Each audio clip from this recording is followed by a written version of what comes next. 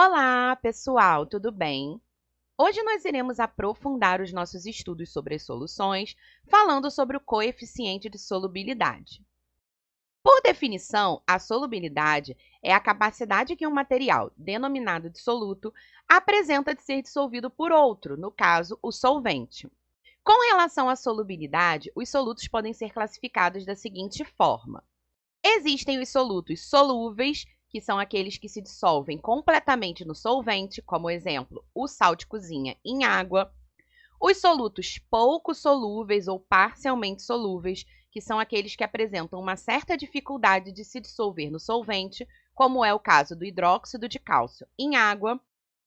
E os solutos insolúveis, que são aqueles que não se dissolvem no solvente e, portanto, não formam soluções, como é o caso da areia na água. O princípio básico da solubilidade é o do semelhante dissolve o semelhante. Isso quer dizer que um soluto polar tende a se dissolver em um solvente também polar, e o mesmo é verdadeiro para substâncias apolares. A temperatura é o único fator físico capaz de modificar a solubilidade de um solvente em relação a um determinado soluto, e essa modificação depende da natureza do soluto.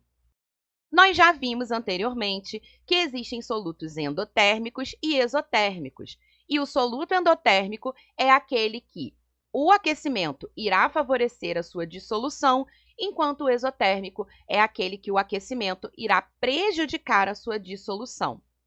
O coeficiente de solubilidade é a unidade que determina a capacidade máxima do soluto que se dissolve em uma determinada quantidade de solvente a uma dada temperatura.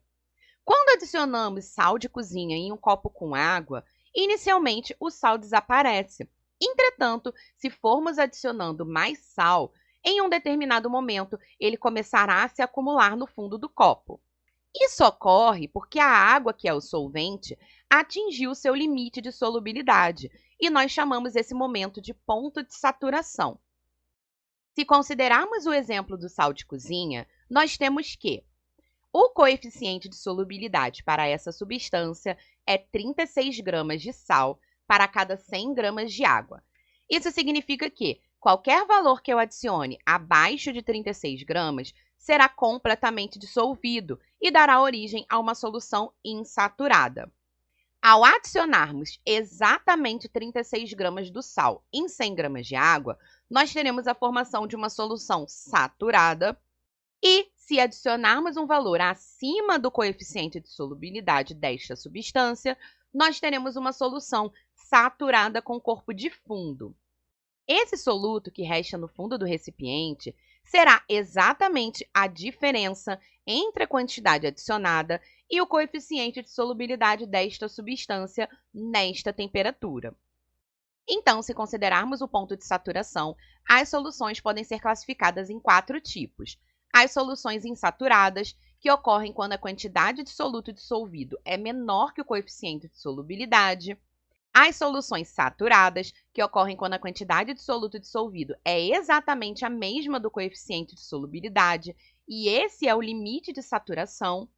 E nós temos a solução saturada com corpo de fundo ou corpo de chão, que ocorre quando a quantidade do soluto é maior que o coeficiente de solubilidade, e, portanto, restará uma parte de soluto não dissolvido. Além dessas três, nós temos um caso especial, que é a solução supersaturada, que ocorre quando a quantidade do soluto dissolvido é maior que o coeficiente de solubilidade, e é uma solução instável. Essas soluções supersaturadas são um caso especial, pois como apresentam uma quantidade de soluto acima do coeficiente de solubilidade, elas não deveriam existir. Para prepará-las, não basta adicionarmos mais soluto do que a solução saturada, pois isso geraria um corpo de fundo. Então, qual é o procedimento? Na preparação de uma solução supersaturada, como por exemplo de acetato de sódio, nós colocamos na água uma quantidade de sal ligeiramente maior do que o coeficiente de solubilidade. Depois, a mistura é aquecida até que todo o sal se dissolva. Isso considerando que o sal possua uma dissolução endotérmica, ou seja, que seja favorecida pelo aquecimento. Então, essa mistura fica em repouso até resfriar completamente. Assim, todo o sal colocado em excesso permanece dissolvido e dá origem à solução supersaturada. Como as soluções supersaturadas são extremamente instáveis, se ela for agitada ou se for colocado um único cristal do sal dentro dela, todo o excesso de sal dissolvido irá se cristalizar e, no final, nós teremos uma solução saturada com corpo de fundo. Então, aqui, nós temos a imagem de uma solução supersaturada e, após a adição de um único cristal desse sal, o excesso de sal começa a cristalizar até sair totalmente da solução. Aqui, nós temos um vídeo que demonstra o processo de cristalização da solução supersaturada. Então, a partir de uma perturbação, o sal em excesso começa a se cristalizar, e isso irá ocorrer até que todo este excesso saia da solução e se transforme em corpo de fundo.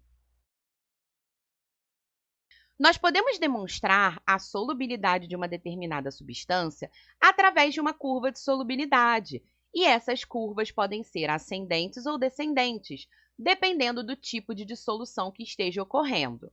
Então, curvas ascendentes demonstram solutos endotérmicos e curvas descendentes demonstram solutos exotérmicos.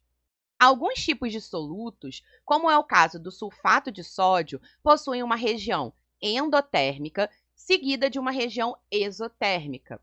Ou seja, eles mudam de comportamento a partir de uma determinada temperatura. Aqui, nós temos um gráfico que demonstra a solubilidade de diversas substâncias de dissolução endotérmica.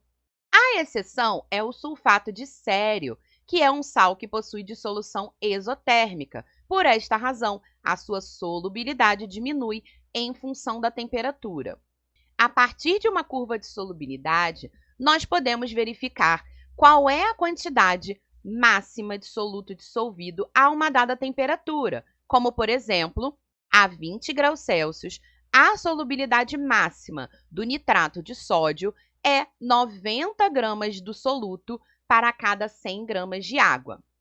Uma outra informação que uma curva de solubilidade nos dá é com relação ao comportamento da solução em determinadas situações. Aqui, nós temos o gráfico que demonstra a solubilidade do nitrato de potássio. No eixo Y, nós temos a solubilidade por 100 gramas de água e no eixo X, a temperatura em graus Celsius. Nós podemos notar que se trata de uma dissolução endotérmica, pois a curva é ascendente. Qualquer ponto localizado sobre esta curva estará dentro do coeficiente de solubilidade do nitrato de potássio, ou seja, dará origem a uma solução saturada. Qualquer ponto abaixo da curva está abaixo do coeficiente de solubilidade. Portanto, temos uma solução insaturada e pontos acima da curva darão origem a soluções saturadas com corpo de fundo ou supersaturadas, dependendo da situação. Uma outra forma de representarmos a solubilidade de uma substância é através de uma tabela de solubilidade.